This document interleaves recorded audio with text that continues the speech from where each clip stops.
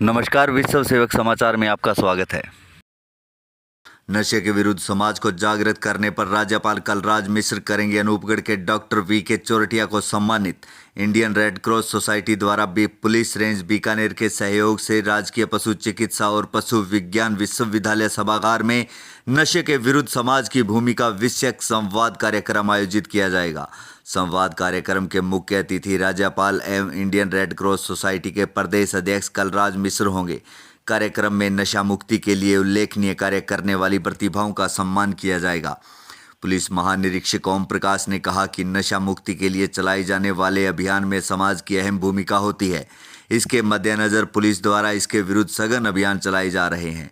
इन प्रयासों का उद्देश्य है कि आमजन नशे से दूर रहें। नए जिले अनूपगढ़ में डॉक्टर वीके चोरटिया नशे के विरुद्ध समाज में जागृति ला रहे हैं। इनका उद्देश्य है अनूपगढ़ जिला नशा मुक्त हो। कार्यक्रम में रेंज के चारों जिलों के पुलिस अधीक्षक और पुलिस के अन्य अधिकारी, विश्वविद्यालय के स्टाफ सदस्य सहित विभिन्न संस्थाओं के प्रतिनिधि और आमजन मौजूद रहेंगे। हाँ जी सर, हमें ये बताइए, नशे के विरुद्ध आप समाज में कैसा क्या कर रहे हो कि राजस्थान के राज्यपाल श्री कलराज मिश्र ने आपको सम्मानित किया है। नमस्कार, मैं डॉक्टर वीके चोरटिया आपका बहुत बहुत धन्यवाद प्रेषित करता हूँ। माननीय राज्यपाल श्री कलराज मिश्र जी ने मुझे 7 जून 2024 को सम्मानित किया, तो ये मेरे लिए और अनूपगढ़ वासियों के लिए गर्व की बात है।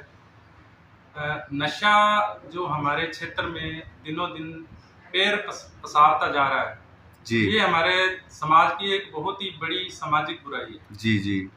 तो इसके प्रति हम मरीजों को कैंप के थ्रू शिविर लगाकर, कुछ मरीज जो असहाय हैं, असमर्थ हैं, उनको हम निःशुल्क परामर्श देकर जी।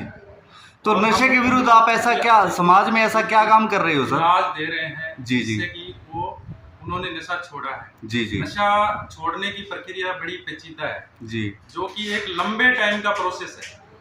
उसमें हम मरीज के अंदर मोटिवेशनल इन्हांसमेंट थेरेपी होती है। जी जी जी मतलब हर मरीज को मोटिवेट किया जाता है जी, जी। इस थेरेपी के अंदर कि आप भी नशा छोड़ सकते हैं, जी आप भी समाज के अंदर वो भूमिका अदा कर सकते हैं जो कि एक नशा नहीं करने वाला करता है इंसान। जी जी जी लेकिन नशे में जो भी व्यक्ति गिर जाता है, वो व्यक्ति जी अपने आप को डिप्रेशन में फील करता है, अवसाद की स्थिति में फील करता है। जी, वो जी। आगे आने वाले अपना भविष्य उसको अंधकार में लगता है। जी। वो लगता है कि मैं समाज का एक बहुत ही खराब हिस्सा हूँ।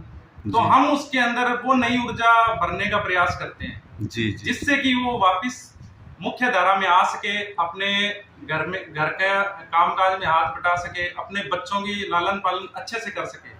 बहुत सारे ऐसे मरीज हैं जो कि नशा लेते थे पहले, जी और नशे के अंदर जैसे कि हम सभी जानते हैं कि जो नशा लेते हैं कहीं ना कहीं आपराधिक गतिविधियों में भी संलिप्त हो जाते हैं। जी जी जी तो अगर वो डॉक्टर से, चिकित्सक, मनोरोग चिकित्सक से अगर सुचारू रूप से ट्रीटमेंट लेते हैं, जी प्रॉपर चिकित्सकीय परामर्श लेते हैं, तो उन मरीजों को मुख्य धारा में आने में बहुत ज़्यादा सहायता मिलती है और धीरे धीरे वो अपनी डोज कम करते जाते हैं। और पहले ही दिन से मरीज का जो भी नशे के अंदर जो पूरे दिन डूबा रहता था, जो जी। कि काम करने की स्थिति में भी नहीं था, वो जी। डॉक्टर के एक मानक जो भी होता है, स्टैंडर्ड जो ट्रीटमेंट होता है, जी। उसके अकॉर्डिंग वो ना तो वो नशे में ज्यादा महसूस होता है लोगों को, जी। ना ही वो ऐसी स्थिति में आता है कि वो काम नहीं कर पाए। जी क्योंकि नशा करने के बाद ज्यादातर मरीज क्या करते हैं, उन्माद की स्थिति में रहते हैं, जी या वो नशा लेके सो जाते हैं, बेहोश हो जाते हैं। तो इन स्थिति से उबर के वो एक मुख्य धारा में अपना काम करता है, धीरे धीरे उसमें जागरूकता आती है और उसके अंदर एक मोटिवेशन होता है, जी उसके अंदर खुद के अंदर एक सेल्फ कॉन्फिडेंस डेवलप होता है, जिसकी वजह से वो मरीज अपने काम को और अच्छे तरीके से करता है। जी और धीरे धीरे हम इन मरीजों में, जैसे अल्कोहलिक एनोनिमस ग्रुप होते हैं, जी, उसमें जी। क्या होता है, कुछ लोग जो नशा छोड़ चुके हैं और कुछ लोग जो नशा कर रहे हैं, उन लोगों को आपस में बिठा के तो उन लोगों की बातचीत करवाई जाती है। जी। जो छोड़ चुके हैं नशा, वो लोग उन लोगों को मोटिवेट करते हैं कि भाई आप भी नशा छोड़ सकते हैं, क्योंकि मैंने भी छोड़ा है। जी जी जी सर नशे की कितनी स्टेजें होती है? जैसे मान लो बंदा नशा करने लग गया, उसके घर वालों को कब पता चलेगा भी हमारा बच्चा नशा करने लग गया?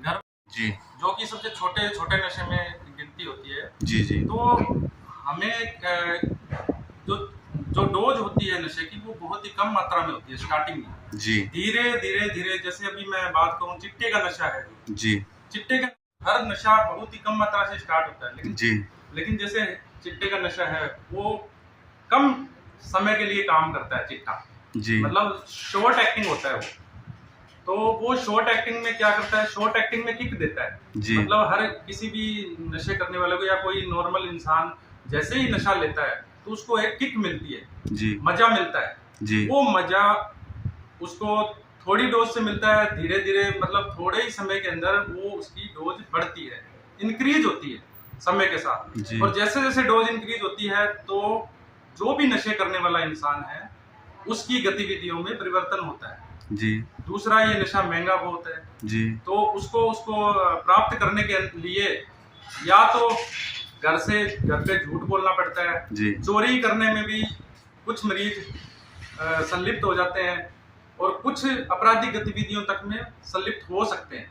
सर एक बात और पूछना चाहता हूँ मैं बीच में, एक नया नशा नाम सुना है सर, एमडी, हाँ जी। वो क्या चीज है सर? एमडी होता है मिथाइल फेनिडेट जी। नशा होता है, ये है सीएनएस स्टिमुलेंट। जी जी ये हमारे ब्रेन को, सब जितने भी नशे हैं वो हमारे ब्रेन पर अटैक करते हैं, जी जी दिमाग पर अटैक करते हैं, क्योंकि नशा एक्चुअली में एक बीमारी है। जी हम सिर्फ उसे एक नशे के रूप में देखते हैं कि ये जानबूझ के कर रहा है, जबकि ऐसा नहीं है। हो सकता है शुरुआत में कोई भी मरीज है वो जानबूझ के करे नशा, जी जी वो उसकी पहली बार जो उसकी चॉइस होती है वो हो सकती है, लेकिन अगर एक बार कोई भी इंसान किसी भी नशे की चपेट में आ गया जी तो फिर उसके पास कोई चॉइस नहीं होती, जी फिर वो एक बीमारी का रूप ले लेती है।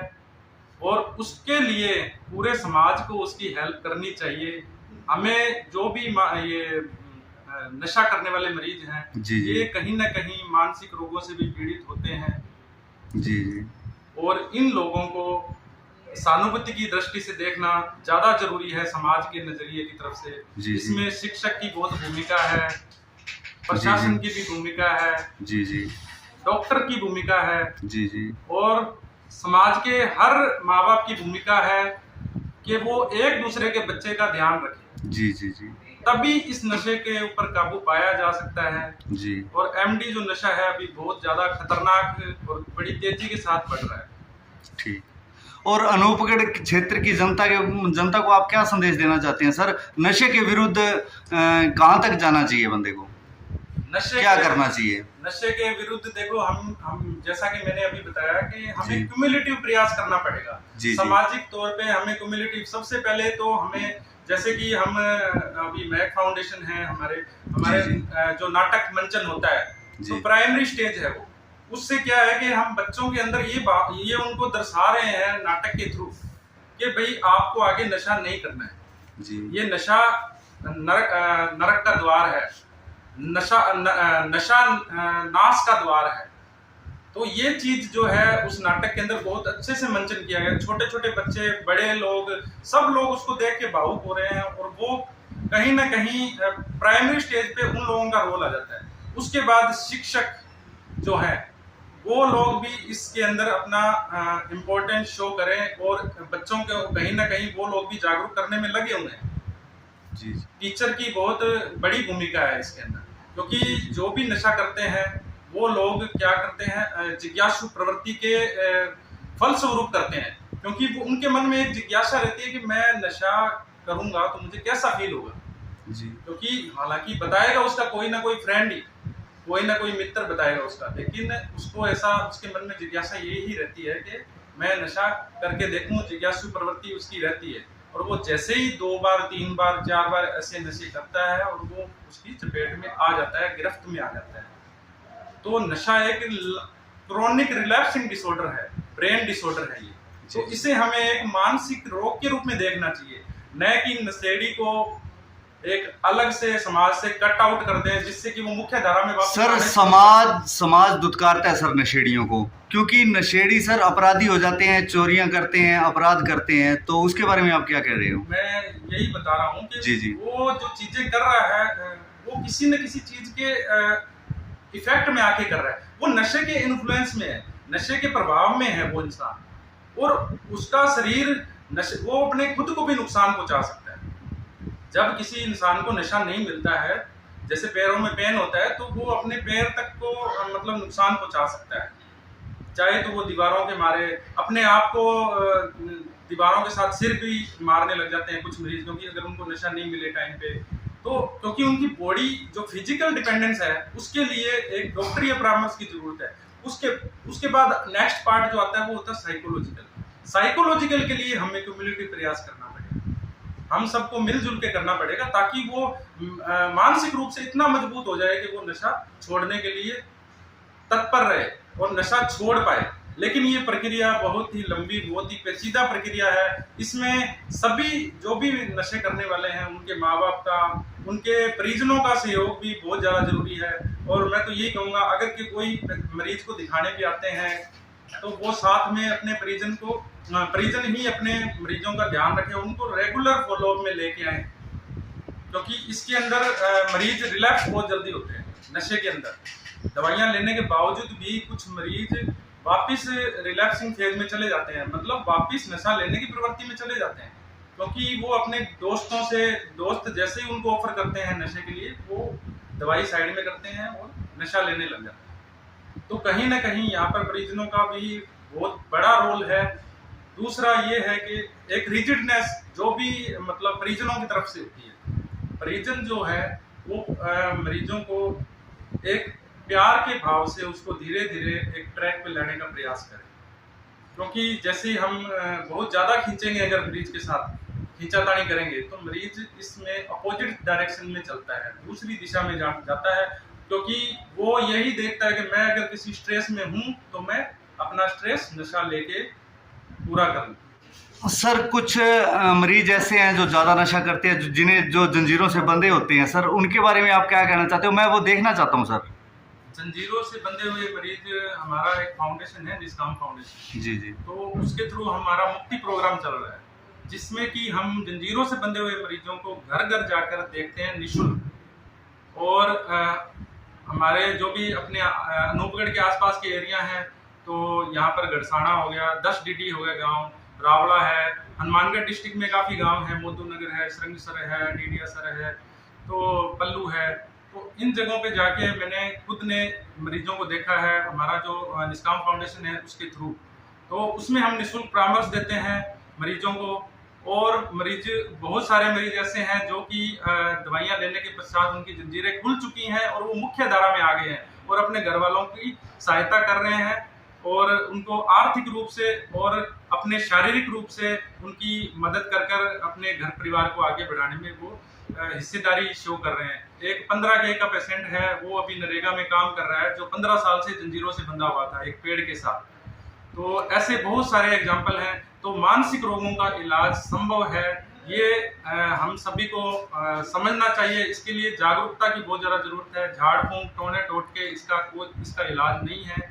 और जो भी मानसिक रूप से विक्षिप्त हैं कोई भी मरीज, तो एक बार मनोरोग चिकित्सक, अपने नज़दीकी मनोरोग चिकित्सक को जरूर दिखाएं और उसको परामर्श लें। और दवाइयाँ जरूर इसमें थोड़ा लंबे टाइम चलती हैं, लेकिन ऐसा नहीं है कि मरीज सही नहीं होता, मरीज सही होता है और मुख्य धारा में आता है और अपना काम बहुत अच्छे से कर सकता है। जी, तो मेरी अनूपगढ़ वासियों से तो यही विनती है कि हाथ जोड़ के कि नशा हमारा दिनों दिन हमारे घर परिवार में प्रवेश करता जा रहा है, इससे कोई भी अछूता नहीं रह सकता, चाहे वो कोई भी हो। हमें लगता होगा कि हम इस नशे से बच सकते हैं, लेकिन ऐसा नहीं है, क्योंकि अगर हमें इस समाज में रहना है तो हमें हर एक के बच्चे का ध्यान रखना पड़ेगा। सबसे पहले अपने बच्चे का ध्यान रखो, बाद में दूसरे का बच्चे का भी ध्यान रखो।